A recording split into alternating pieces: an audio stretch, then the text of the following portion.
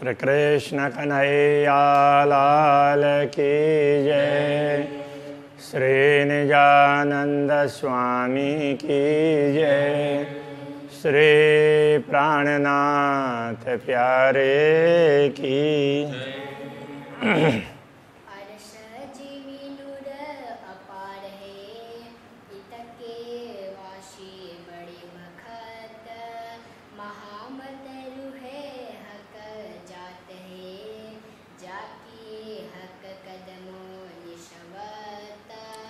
जाके हक कदमों निशवत। श्री कृष्ण कन्हैया लाल की जय। 8वें प्रकरण में चरण ब्रह्मात्माएं अक्षराते धामधनी के चरणों को कैसे छोड़ सकती है, उससे दूर कैसे हो सकती है, उस बात को कहते हुए पूरे परमधाम का संक्षेप में वर्णन किया, परमधाम के भिन्न भिन्न दृश्यों का। अब ये 9वां प्रकरण भी उसी प्रकार से ही है, किंतु इसमें परमधाम के बाह्य दृश्यों का, बाहर के दृश्यों का वर्णन न करके रंग भवन का वर्णन कर रहे हैं। रंग भवन के, वैसे तो रंग भवन में भी भिन्न भिन्न स्थान और बहुत विशेषताएं हैं, किंतु इनका वर्णन तो पहले हो चुका है परिक्रमा ग्रंथ में, तो यहाँ उन सब का स्मरण करवा रहे हैं, ये समझ लेना चाहिए। ये भी उसका चरण का संबंध वही बता रहे हैं। अरस अंदर सुख देवही जो रूहों दिल उपजत। अरस अंदर सुख देवही, परमधाम में ब्रह्मात्माओं को अपार सुख प्रदान करते हैं। कौन प्रदान करते हैं? पूर्ण ब्रह्म परमात्मा श्री राज जी। जो रूहों दिल उपजत, ब्रह्मात्माओं के दिल में, या दिल कहने से अंतःकरण भी लिया गया है, कि उनके मन में जो कुछ बातें उत्पन्न होती, जो इच्छाएं उनकी होती है, उनके अनुरूप सब इच्छाओं को अक्षरादि धामधनी पूर्ण करते हैं और उनको अपार सुख प्रदान करते हैं। ऐसी ब्रह्म आत्माएं सो रूहें कदम क्यों छोड़ई जाकी असलाह कनिष्वत। ऐसी आत्माएं अक्षराते धामधनी के चरण कमल को कैसे भूल सकती है? अर्श अरवाह भोम खिलवत नूर दसों दिशालरत। अरस अरवाह परमधाम की आत्माएं, रूह और अरवाह, वैसे कई स्थानों में रूहें भी कहा, बहुवचन हो गया, किंतु अरबी में देखा जाए तो रूह एक वचन है और अरवाह बहुवचन है। और रूह का भी कई स्थानों पर रूहें कर देते हैं और कई स्थानों पर अरवाह का भी अरवाहें कर देते हैं। ये हो सकता है कि प्राणनाथ जी ने ना किया हो और परवर्ती संतों ने उनको भाषा का ख्याल न होने से ऐसा किया हो, कर दिया गया हो। हाँ, रूह का रूहें, ये तो भारत में जब अरबी और फारसी उनमें से उर्दू भाषा तैयार हुई तो उर्दू में तो रूह का रूहें बोल देते हैं, किंतु अरवाहें नहीं बोलेंगे।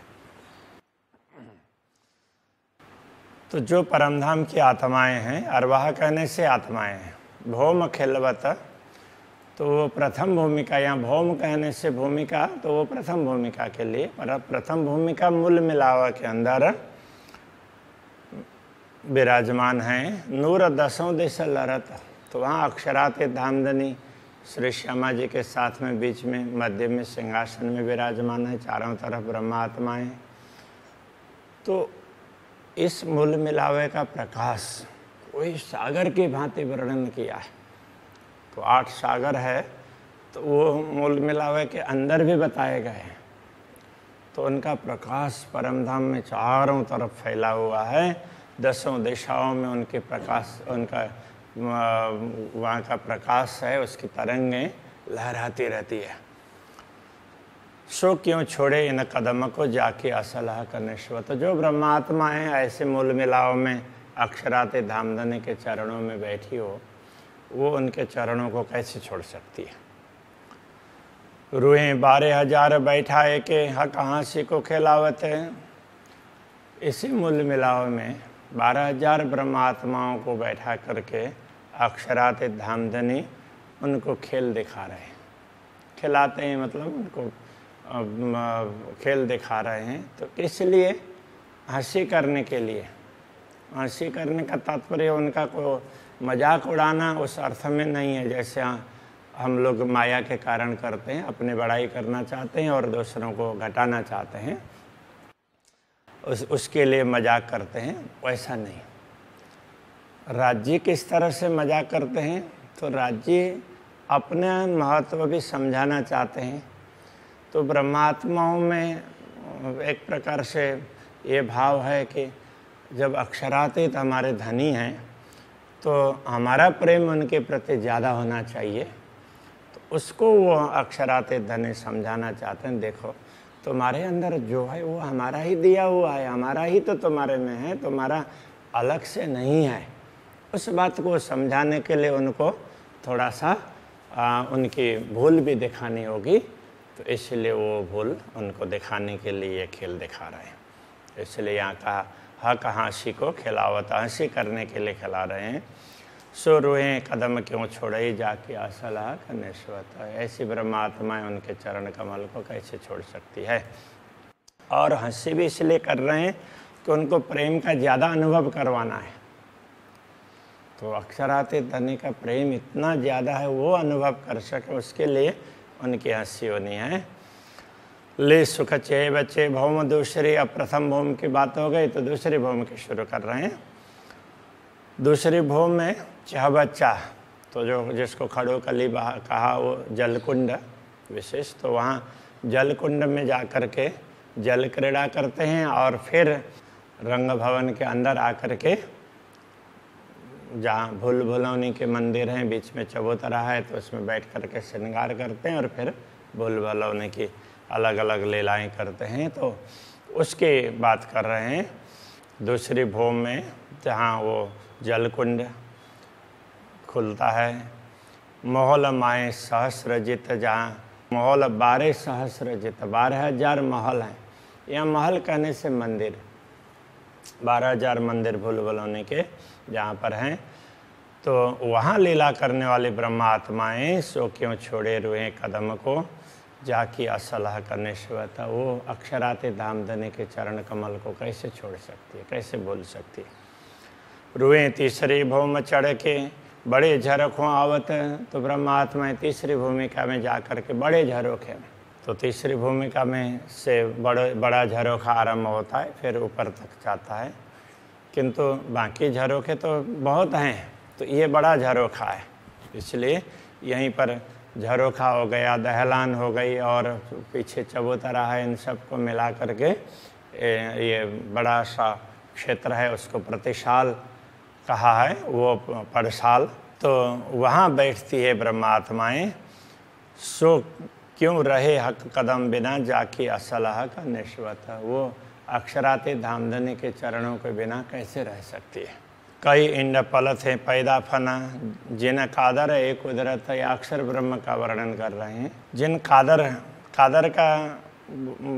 का अर्थ होता है समर्थ। जो समर्थ अक्षर ब्रह्म है, उनका कुदरत है, उनकी प्रकृति, उनका स्वभाव। तो उनका स्वभाव कैसा है, तो कई इंड पलत है पैदा फना, उनके पल मात्र में करोड़ों ब्रह्मांड बनते हैं और करोड़ों मिटते हैं। ऐसा सामर्थ्य है उनके पास में। ऐसे अक्षर ब्रह्म ए आवे मुजरे इन स्वरूप के। अक्षरातीत धामधनी के स्वरूप के दर्शन के लिए आते हैं। और यहाँ ये भी कह सकते हैं अक्षरातीत के साथ में उनके मन में इच्छा हुई अक्षरातीत धामधनी कैसे लीलाएं करते हैं, तो उनकी लीलाओं को देखने के लिए इच्छा हुई। तो ब्रह्मात्माओं के दर्शन की भी इच्छा होती है। तो जिन ब्रह्मात्माओं के दर्शन के लिए आते हैं, ये भी कह सकते हैं धामधनी के दर्शन के लिए तो आता ही है, किंतु यहाँ पर ब्रह्मात्माओं का भी दर्शन चाह रहे हैं। इसलिए ऐसी ब्रह्मात्माएं जाके असलह का निश्वत, जिनका असली संबंध पूर्ण ब्रह्म से है, तो वो उन चरणों को कैसे छोड़ सकती है। वो पहले वाले चौपाइयों से उसका भाव यहाँ ले लेना चाहिए। नूर मकान से आवेदीदार को इत नूर जमाल विराजत। रंग भवन में तो यहाँ तीसरी भूमिका में अक्षराति धामधनी विराजमान है, और अक्षर ब्रह्म दर्शन के लिए अक्षरधाम से चल करके वहाँ पर आते हैं और चांदनी चौक में खड़े होकर के दर्शन करते हैं। तो अक्षराति धामधनी तो ब्रह्मात्माओं को अपने चरणों में रख करके अक्षर ब्रह्म को भी दर्शन देते हैं। ऐसी ब्रह्मात्माएं रूहें याद कदम क्यों छोड़े, जिनका चरण कमल को सदैव याद करना चाहिए, उनको ब्रह्मात्माएं कैसे छोड़ सकती है, कैसे भूल सकती है। हक बैठे पौड़े भौमती सरी, आगू झरोखों आरोगत। अक्षराते धामधनी इसी तीसरी भूमिका में वहाँ बैठते भी हैं, बैठते हैं तो झरोखे में बैठते हैं और पौड़ते हैं। तो वहाँ जो दहलान के साथ में जो मंदिर हैं, तो उसमें नीला और दूसरी तरफ का पीला और बीच का ना नीला ना पीला। तो वहाँ पर इन मंदिरों में तो तीन मंदिर, दो तरफ तीन मंदिर, 6 और बीच के 4 मंदिर का दहलान इस प्रकार से तो वहाँ पर है। तो वहाँ इन्हीं अब एक तरफ के उसके दाहिने तरफ के ही मंदिर हैं, दाहिने साइड के। तो उस मंदिर में तो एक नीला तो एक पीला, और बीच में ना नीला और ना पीला, दोनों का असर उसमें पड़ता है। तो वहाँ वो विराजमान होते हैं, विश्राम करते हैं और भोजन करते हैं। तो इधर तो उसके लिए ये कहा आगू झरोखों आरोगत, झरोखे के आगे तो वहाँ दहलान में बैठ कर के वहाँ आरोगते हैं। तो ऐसे धामधनी की लीला में रहने वाली ब्रह्मात्माएं रूहें क्यों छोड़े इन कदमों को कैसे छोड़ सकती है, जाके असलह का निस्बत। रूहें अरश अजीम की भौम चौथी देखे निरत। परमधाम की आत्माएं चौथी भौम के नृत्य को भी देखती है। ऐसी आत्माएं सोह का कदम क्यों छोड़े, अक्षराति धामधनी के कदम को कैसे छोड़ सकती है, जाके असलह का निस्बत, जिनका असली संबंध पूर्ण ब्रह्म से है। रूहें अर्श अजीम की पांचवीं भौम पौड़त, 5वीं भूमिका की बात कर रहे हैं। परमधाम की आत्माएं 5वीं भूमिका में विश्राम करती है।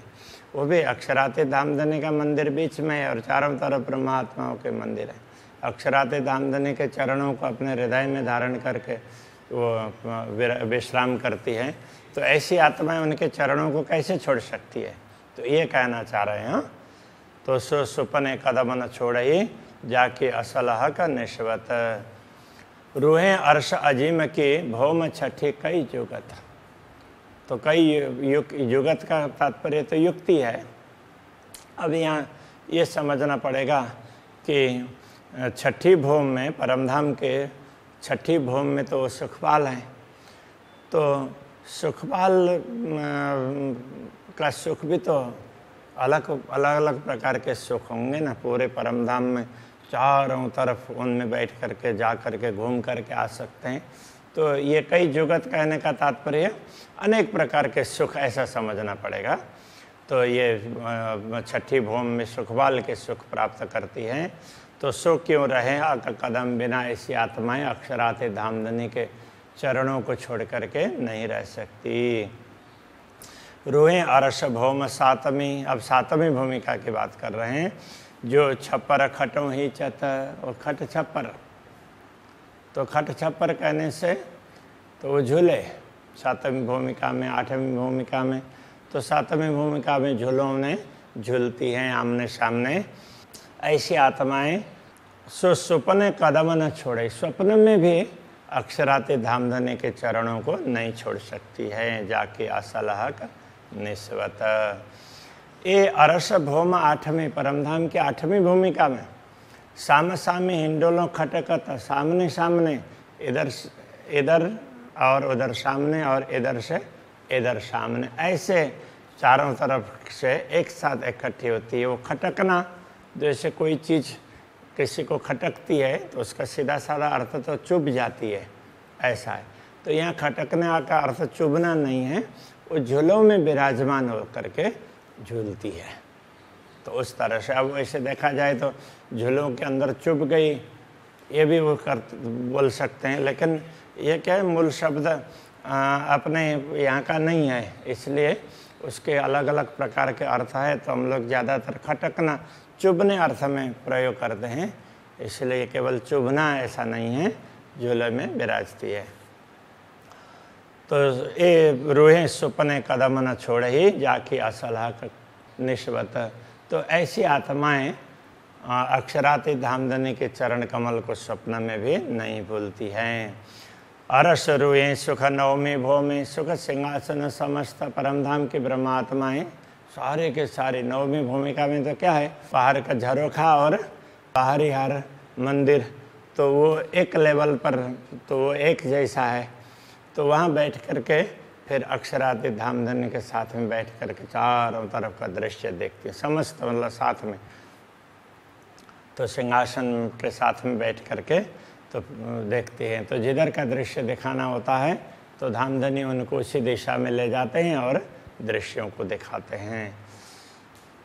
तो सो क्यों रहे हक कदम बिना जाकी असलहा का निस्बत। ऐसी ब्रह्मात्माएं धामधनी के चरणों को छोड़ करके कैसे रह सकती है। रूहें रहे वे अर्श में जो सुख झरोखे भोगवता। तो अब ये भी झरोखे के सुख हैं, चारों तरफ दर्शन करना। तो नवमी भूमिका में रह करके इन सुखों को भोगने वाले ब्रह्मात्मा होगी। सो क्यों रहे हक कदम बिना धामधनी के चरणों के बिना वो कैसे रह सकती है। जाकी असलहा का निस्बत। हक हादि रूहें सुख अरस चांदनी अरस अंबर ज्योत होवत। अब ये दसवीं भूमिका की बात कर रहे हैं। तो ब्रह्मात्माएं हक और हादि श्री राज्य और श्यामा जी के साथ में चांदनी में, तो बीच में चबूतरे में सिंहासन है, चारों तरफ चबूतरे में ब्रह्मात्माएं बैठती है। तो कभी कभी तो बाहर के साइड में वो दहलान जैसा है, तो वहाँ जा कर के भी बैठती है, वहाँ से भी बाहर दर्शन, वहाँ से भी अलग प्रकार का आनंद दिलाते हैं। तो ये चांदनी का प्रकाश कितना है, अरश अंबर ज्योत होवत। पूरे परमधाम के आकाश में ये प्रकाश छा जाता है। तो ऐसी लीला में रहने वाली आत्माएं सो क्यों रहे हक कदम बिना धामधनी के चरणों को छोड़ करके कैसे रह सकती है। जाकी असलहा का निस्बत। सकल भौम सुख ले वही रूहें हक कदम पकड़त। अक्षराते धामधनी के चरणों को पकड़ करके, कहने का तात्पर्य उनके सानिध्य में रह करके परमधाम के सभी भूमिकाओं का, रंगमहल के सभी भूमिकाओं का लाभ लेती है ब्रह्मात्माएं। ऐसी ब्रह्मात्माएं सो क्यों रहे इन कदम बिना, इन चरणों को छोड़ करके कैसे रह सकती है इनके बिना। आई नजीक जागनी, पीछे तो उठ बैठा था, तो कहते हैं देखो अब तो जागने का समय आ गया है। बाद में तो उठ करके जागृत होना ही है, परमधाम में बैठे ही हैं, तो जागृत होना है। हाँसी ओसी भूली पर, जो हम माया को देखते हुए भूल जाते हैं, तो इस भूल पर हंसी हो जाएगी। तो इसलिए अब सचेत हो जाओ, ये कहना चाह रहे हैं। तो जिनको जाकी असलहा का निस्बत, जिनका असली संबंध पूर्ण ब्रह्म से हैं, ऐसी आत्माओं पर हंसी होगी, इसलिए सचेत होना चाहिए। रूएं हुक्म ले दौड़ियो मूल तन अरस में उठत। तो ब्रह्मात्माएं तो अक्षराती धामधनी के आदेश से तुम दौड़ो, कहने का तात्पर्य यूँ तैयारी कीजिए, आगू करनी है दौड़, इस तरह से तैयार हो जाओ, सचेत हो जाओ, जागृत हो जाओ।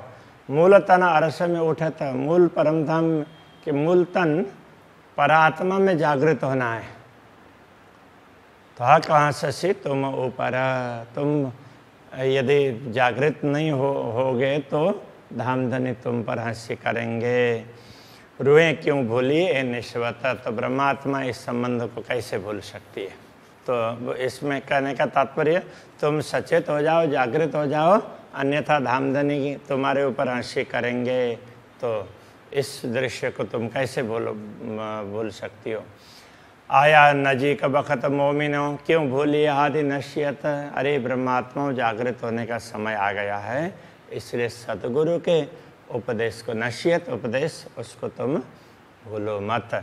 जो सुपने कदम न भूलिए, हंसी हकसों ले निश्वत। यदि स्वप्न में भी धामधनी के चरणों को नहीं भूलेंगे तो हंसी आकसों ले निश्वत। जब जागृत होंगे तो हम भी खुश हो जाएंगे धामधनी के साथ में, तो हमें भी लगेगा कि चलो हम भूले नहीं, हम सचेत रहे, ऐसा होगा। और ये विश्वास होना चाहिए, अब इससे जागृत हो जाओ। इसके लिए लाहा लीजिए दोनों ठौर का, सुनो मोमिनो कहे महामत।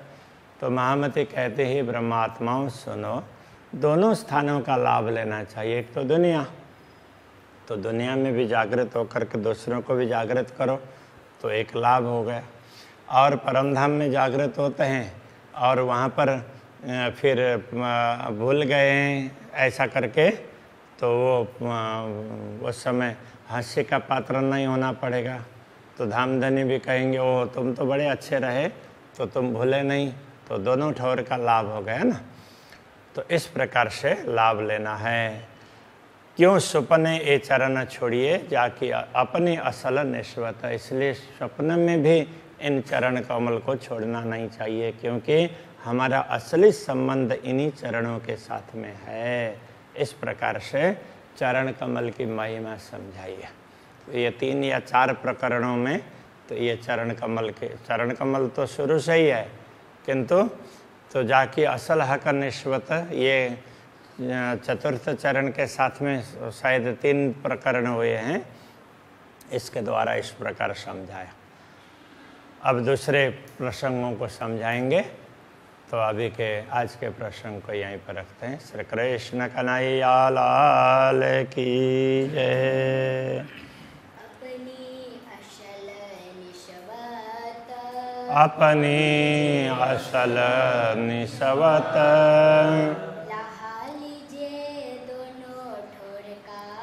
लाह लीजिए दोनों ठौर का।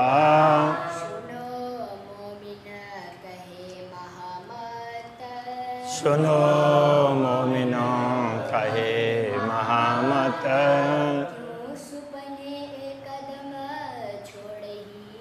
क्यों सुपने ए चरण छोड़िए,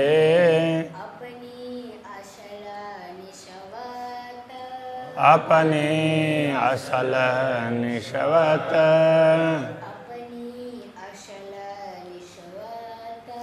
अपनी असल निस्वत। कृष्ण कन्हैया लाल की जय। श्री सद्गुरु महाराज की जय। श्री प्राणनाथ प्यारे की जय। श्री पांच नौतनपुरी धाम के जय। जगत गुरु आचार्य श्री 108 कृष्ण मणि जी